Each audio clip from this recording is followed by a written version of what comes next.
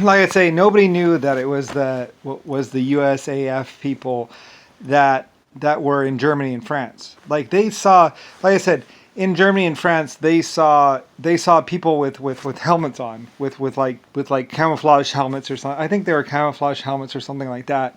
But they saw these. But there's these photographs and films of these people wearing helmets and camouflage gear in France and Germany, and they and like you can see it. There's this hangar, and the doors are open. This is somewhere around 1940, 1930. There's these 20-year-old kids, and they have these guns, and they're wearing these what look like motorcycle helmets and stuff like that, and all these gear, and they're out in front of a hangar in Germany or France, and they have these guns to these Indians' heads or these people's heads, and you really don't know who they are or what they are.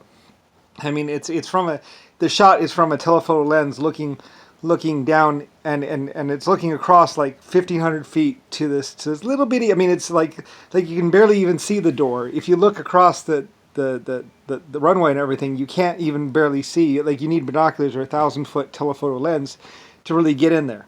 But they got the shot, and they looked in there, and it's like 2,000 feet away or something, and you see these military guys, and they got the guns to these heads of these Indian guys, which are aircraft engineers.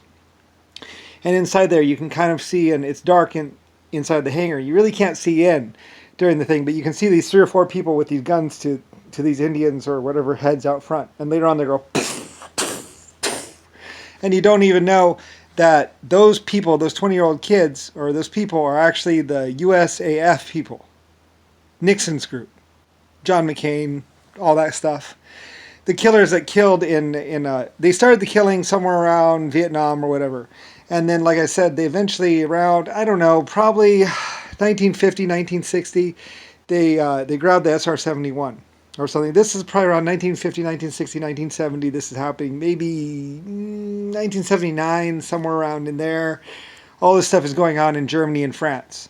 Basically, the USF people have these camouflage gear thing, and they're like just black and helmets or whatever, and they're like, and the helmets are just to disguise their face, and you don't really realize that those people in Germany and France are the USAF people, which are working for Nixon and John McCain. Because a lot of people are like, who are these people? We don't know who these people are. They're wearing helmets. We don't know who they are.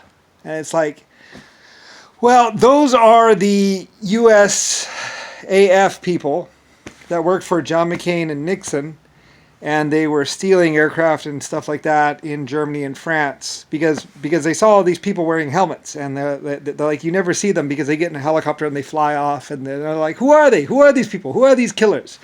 And it's like, well, they are known now as SAF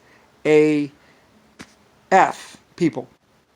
Supposedly they're astronauts or something else like that, but they really weren't. They were just a mercenary killer group that would literally, they'd go and they would shoot everyone that saw them.